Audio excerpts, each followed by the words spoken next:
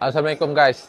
Naga bukan sebarang naga. Ini skuter terbaru daripada SYM, Naga 155. Okey, skuter ni rekaan lampu dia diinspirasikan daripada naga ataupun ular spesies mamba.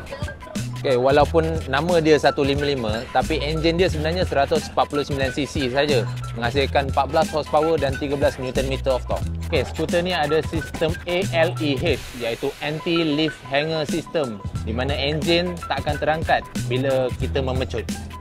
Okey, seperti Husky 150, skuter ni juga menggunakan monoshock di bahagian suspension belakang.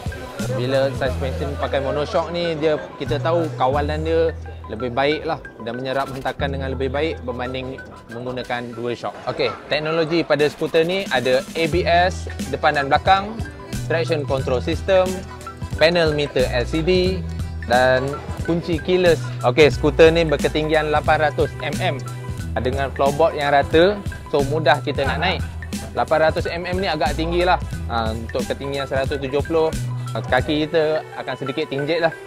Tapi tak ada masalah sebab skuter ni memang sangat ringan. Okey, kalau kita cerita skuter, tak sah lah kalau kita tak cerita pasal under seat storage dia. Okey, jom kita tengok sini. Ruang dia cukup luas, boleh muat sebiji helmet dan aksesori seperti baju hujan, glove dan sebagainya. Tapi kat mana dia punya fuel tank dia?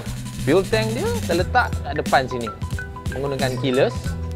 Sini kita tengok keyless, kunci dia dekat sini. Kapasiti minyak dia seluas 7.3 liter. Okey, ada juga ruang kompartmen di depan dan juga ada hook kat sini. Cantik.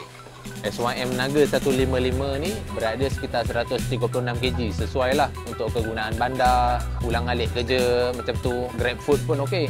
Harga dia pun cuma RM8,888.